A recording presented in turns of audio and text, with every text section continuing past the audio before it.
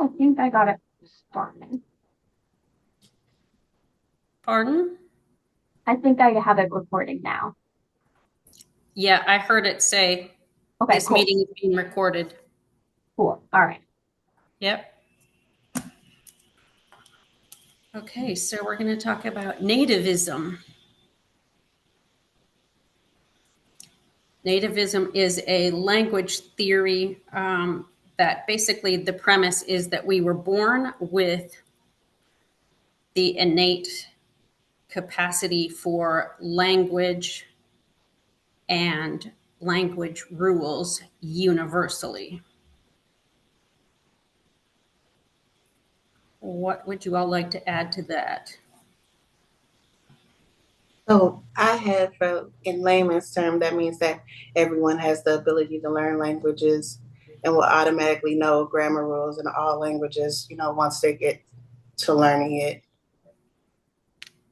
Yes, I agree. I really like how it can all be grouped together in every single language. That way we can all understand each other's language, even if we have different language borders or just a different way of speaking.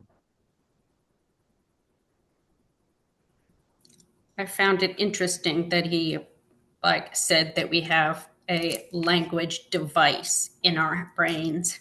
Yeah, that I like that because I feel like you have so much in your brain going on that having a device in quotes is pretty cool, and being able to use that to connect with other people is also pretty cool.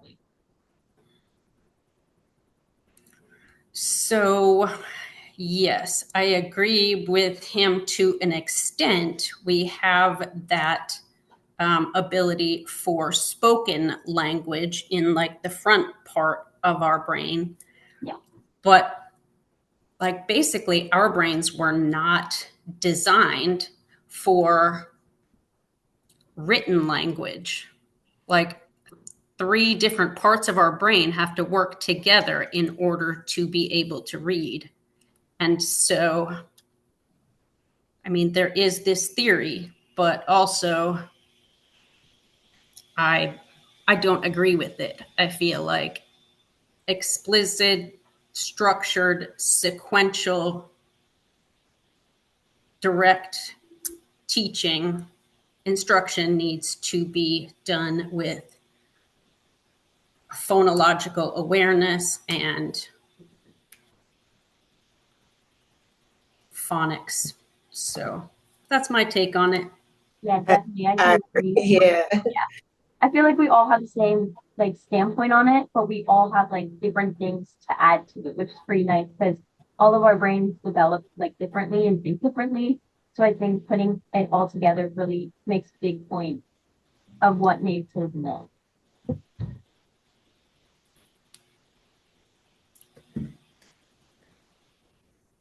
So I'm gonna start with the historical perspectives, I guess. We can start from there and then go on. Um, so I just found some facts online that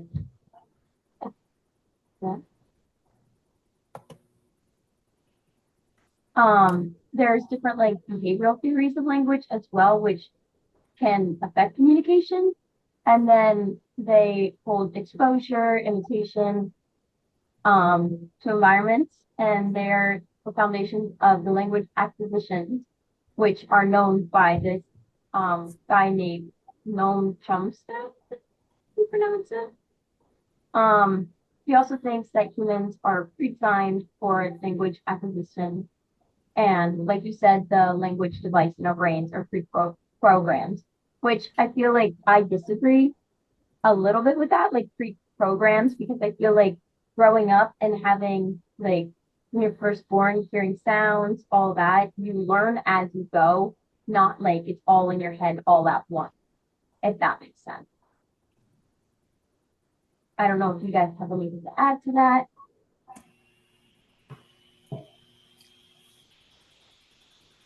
I do not. I know that, like, to add on to that, like to take it even further, I know that it's easier for children to learn different languages when they're younger as opposed to when they get older. So I guess that kind of leads into what, a little bit of what he's saying. Yeah. Yeah, I agree with that. All right. And then I just had a little background information. Key premise that humans have the ability to acquire language, even if, say, we have so many languages in the world, people can still learn all different ones, and they start with all different ones as well, like English, Spanish, French, just for examples. There's literally so many that we can learn from. So I feel like that also has a big implication on how we speak to each other as well. Um, an implication I found was that it supports immersion programs leading to language absorption. So I feel like that helps each other with obviously learning their language and being able to communicate. A core concept is universal grammar and grammar rules across all languages. So I know that I heard that English is the hardest language to learn, especially with all of our language rules, but sometimes I don't even understand them. So I feel like having universal grammar would be so much better and having everyone understand because obviously there's easier languages to learn, but also to pick up as well. Yeah. And even with Spanish, there's a different structure to sentences than we have. So I don't know about the whole universal rules thing. Yeah. Like I might say the table is black, but in another language, you might lead with black is the table. Yeah. So Yeah, so I feel like the universal like grammar rules is kind of like iffy. I could definitely go with it, but I also do see some pushback on that as well. agreed. Yes, I do too. All right.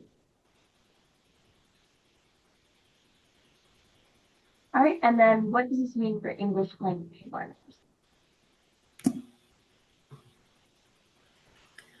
I think that it uses a lot of pictures and like visual aids and those kinds of things, and then uh, talking about it and having meaningful conversations. I think those things are good for English language learners.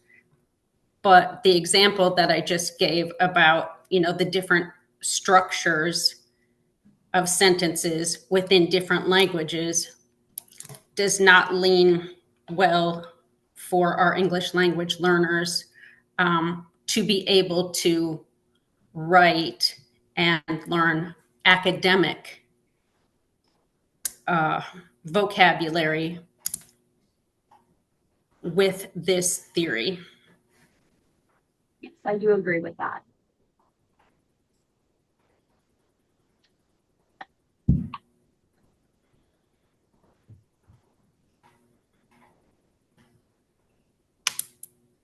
All right, are we ready for the folktale?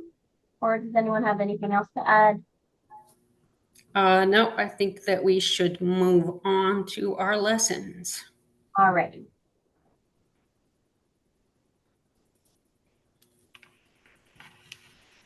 Okay, do you want to do like a little like summary of the monkey and the crocodile? Sure. Let's see.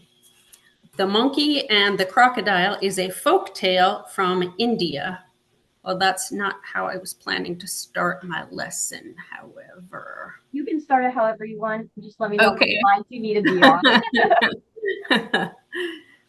Okay.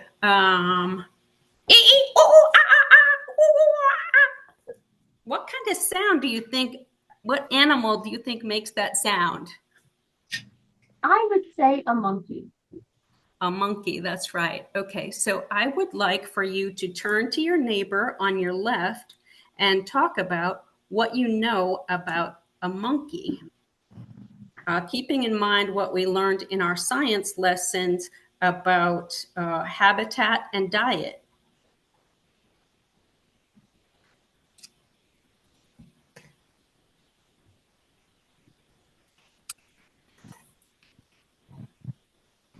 And monkeys like bananas. I feel like monkeys communicate differently, obviously, than we do. I would say they have their own like expressions, and I feel like that's how you can connect like to the big world as well. How we all have different communications with that one. And where do you think they mostly live?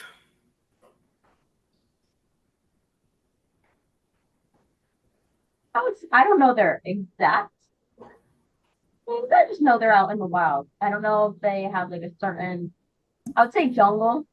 I feel like that's the big one. I don't know of any other ones. So, like in trees. Yeah.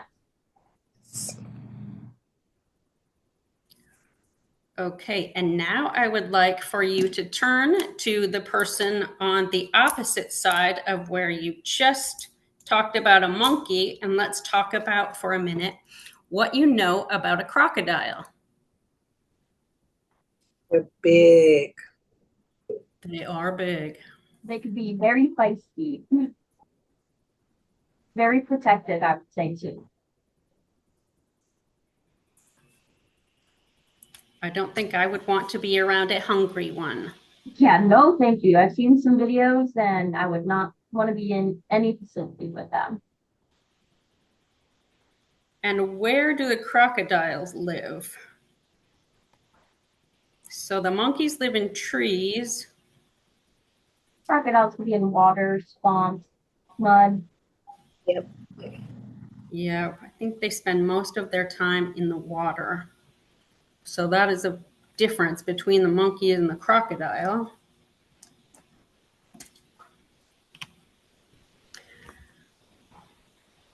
Okay, so I need for you all to get your copy of The Monkey and the Crocodile and follow along as I read the story.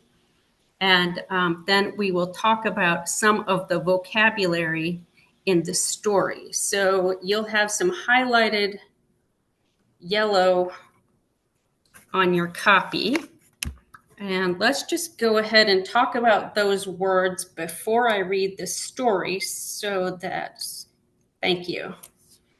Okay, so our first word is exhausted. Does anyone know what exhausted means? Extremely tired. Yes. Yeah, it means to be very tired. Like after running at the race, Sam was exhausted. And then demanded. Does anyone know what demanded means?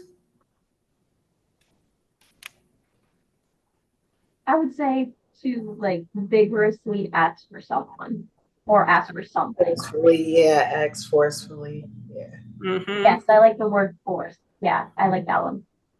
Sort of like insist. Yeah. Or ask in a way that sounds like a command. Like the young child demanded attention. Okay, our next word is offered. Does anyone know what offered means? To give something on. Yeah.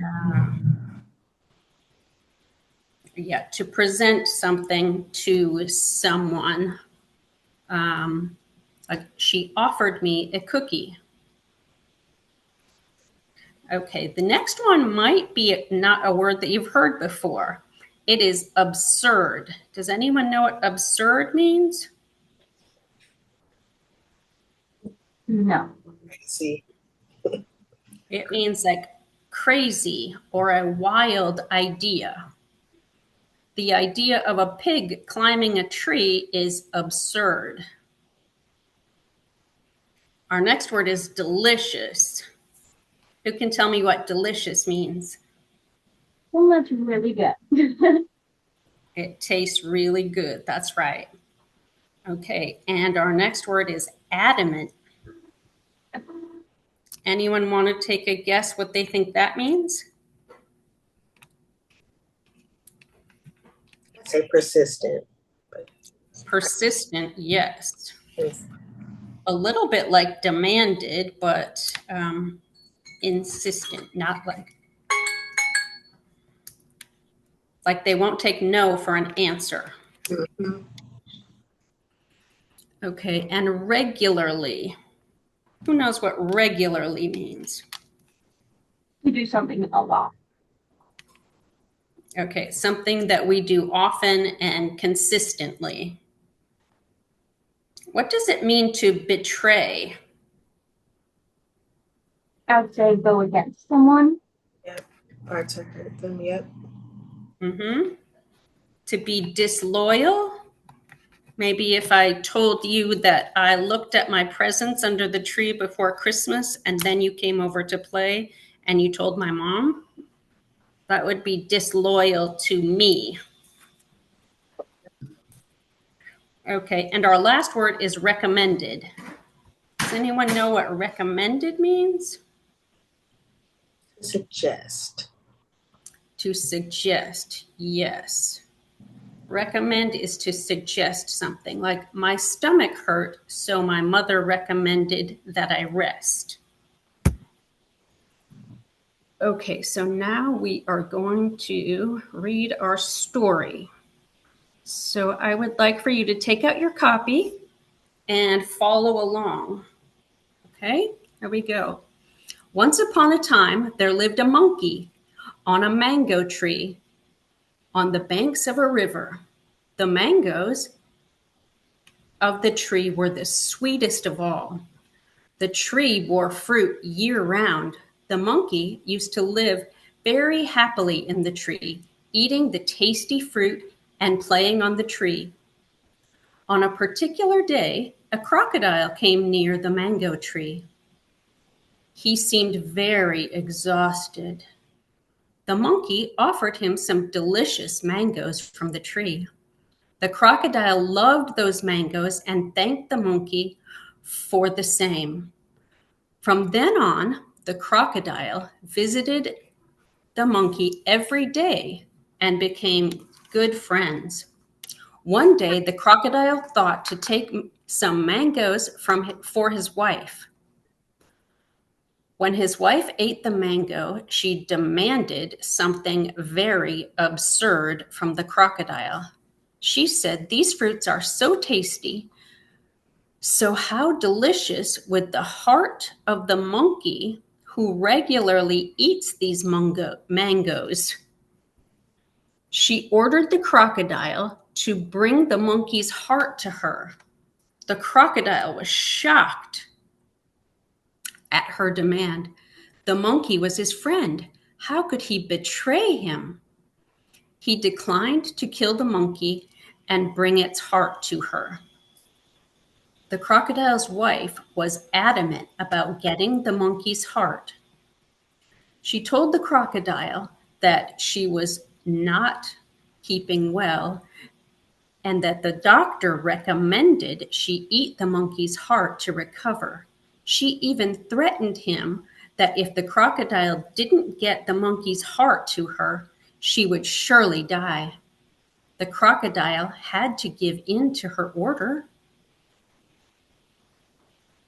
With a heavy heart, the crocodile left to get the monkey.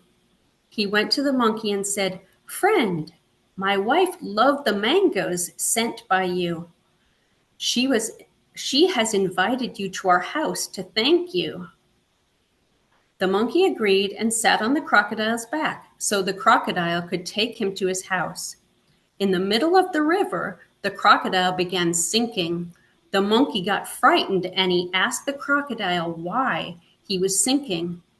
The crocodile, knowing there was no escape for the monkey, replied, "Forgive me, my friend. My wife needs to eat your heart to save her life. That's why I'm taking you with me." The monkey was outraged. The monkey was smart. He kept calm and told the crocodile that he would be more than happy to save his wife's life. But he'd left his heart at the mango tree. The monkey told him that could quickly go and get his heart from the tree. The crocodile accepted at once and turned back. As soon as they reached the tree, the monkey jumped onto the tree and said, "Oh, foolish crocodile, How can someone take out his heart and keep it somewhere else? You have deceived me as a friend. Now go and never come back. The ashamed crocodile went back to his home. And with that, I am going to turn it over to our co-teachers to continue the lesson. Okay, so next we'll talk about discussion topics such as like what I would do when I would ask the classroom. I would ask, so about the moral lesson. So the monkey's quick thinking helped save his life. I would inform the students of that. And I'll also go back to the story, like remember how the monkey had the crocodile taken back to the tree to get his heart. And then I'll also, the other important moral lesson, I'll talk about how important trust is in a friendship and explain how the monkey was a good friend. And you have to be cautious when trusting new friends, and also highlighting how the monkey was able to forgive the crocodile. Yes, yeah. I also want to add with that story, I feel like it's really important with the key terms we actually talked about. I really like how they added like emphasis to the story, that we knew what all of it meant before reading into the story, so we could understand the story better.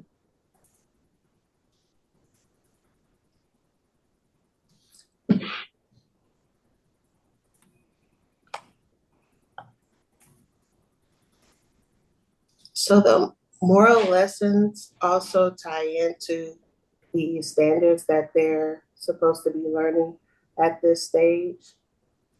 So that also helps. Yeah, definitely. I definitely agree with that. Um, Going along with the character analysis, definitely discuss with your partners, talk about all of the traits that go on with the monkey and the crocodile and the wife, and put it all together and see how it links up with the business.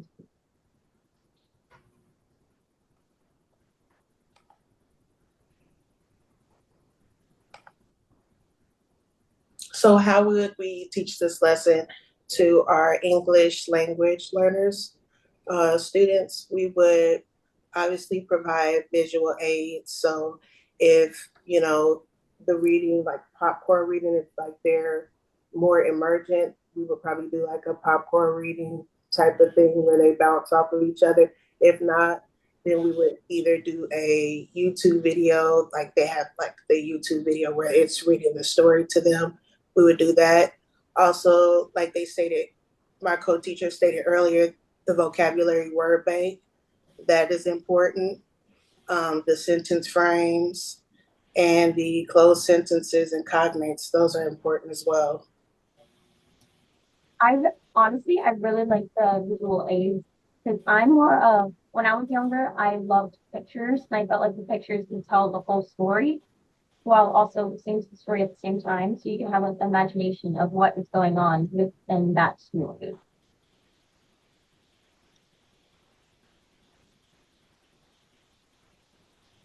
All right, does anyone have anything else to add to our little lesson?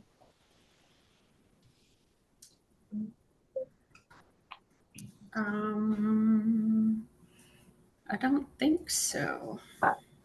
I just wanted to put a reference page in, that way we know where at least we got some of our information and we're excited. That way we can go and check our information back as well. And then we also added the link to the actual story itself as well. So that's the link to the video. Would we like to show it, or should we have the students do that in their own free time?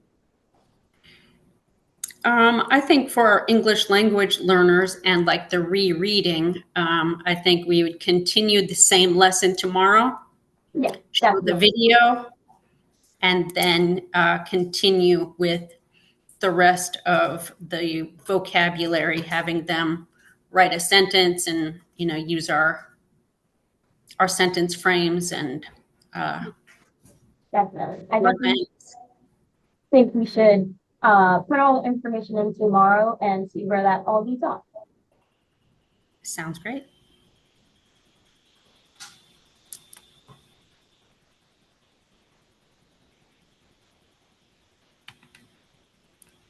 All right.